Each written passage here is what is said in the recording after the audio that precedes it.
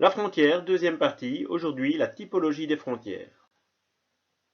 Les premières frontières auxquelles on peut penser, ce sont les frontières dites naturelles, c'est-à-dire qu'un élément naturel va permettre de délimiter deux territoires.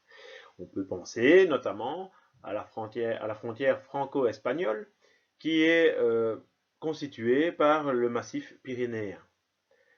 De même, en France toujours, la France est séparée de l'Italie par les Alpes.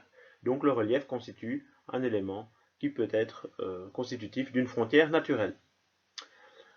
Les montagnes, le relief donc, mais aussi l'hydrographie, c'est-à-dire les cours d'eau. En Europe de l'Est, par exemple, la Slovaquie et la Hongrie sont séparées par le Danube. La frontière correspond au cours du Danube. On peut avoir aussi, en opposition à cette frontière naturelle, une frontière artificielle, qu'on appellera aussi politique. C'est le cas notamment de beaucoup d'États qui ont été constitués après la décolonisation. Donc ici, par exemple, en Afrique du Nord, vous voyez les frontières entre la Libye, l'Égypte, le Tchad, le Soudan sont clairement artificielles. Elles ne correspondent à rien, c'est juste une décision qui a été prise à un certain moment de les mettre là plutôt qu'ailleurs. Ces frontières artificielles peuvent être évidemment géométriques. C'est le cas par exemple de la frontière entre le Canada et les États-Unis, qui correspond vraiment à une ligne droite, ou certaines frontières des États au sein des États-Unis. Vous voyez ici par exemple qu'entre le Kansas et l'Oklahoma, on a vraiment une frontière rectiligne. Alors ce qui est intéressant, voilà, la séparation entre les différents États aux États-Unis, on peut avoir des frontières comme ça qui sont totalement géométriques ou des frontières naturelles. C'est le cas par exemple entre l'Indiana et le Kentucky, où l'Ohio forme la frontière.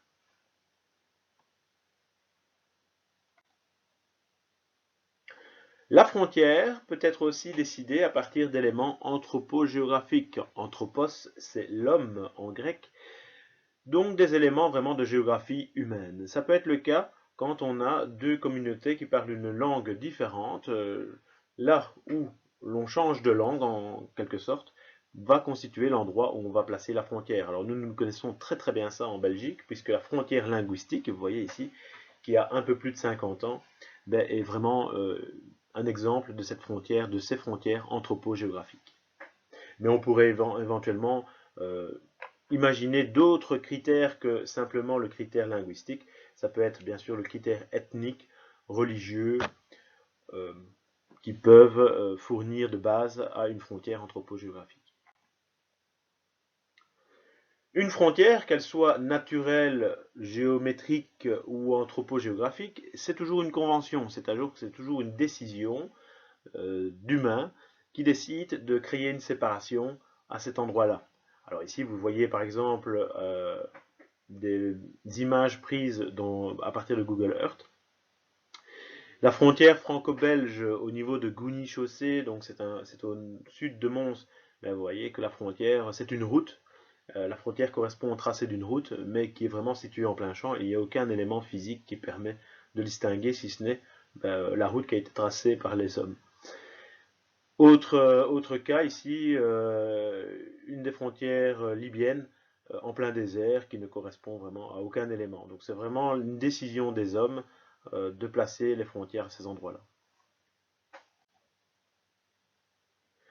On a évidemment les frontières physiques. Les frontières physiques, on en a déjà parlé. Dans les frontières naturelles sont des frontières physiques. Donc la frontière physique, c'est vraiment une frontière qui est marquée par un élément d'espace, un élément spatial. Alors ici, par exemple, vous avez le Rio Grande entre les États-Unis et le Mexique, ou ici les Pyrénées. Frontière physique, mais qui peut être aussi construite par l'homme, qui permet de vraiment visualiser cette frontière. On a le mur d'Adrien entre l'Écosse et l'Angleterre, le mur de Berlin, qui a été détruit en 1989 en fait, et il reste encore quelques pans en Allemagne. Et puis bien sûr la Grande Muraille de Chine, qui marquait des frontières entre différentes ethnies à différentes époques. Voilà, nous avons terminé ici un petit peu ce petit parcours sur les différents types de frontières qu'on peut rencontrer. N'oubliez pas le test qui suit cette vidéo et nous reparlerons de tout ça en classe. Je vous souhaite une bonne journée et à bientôt.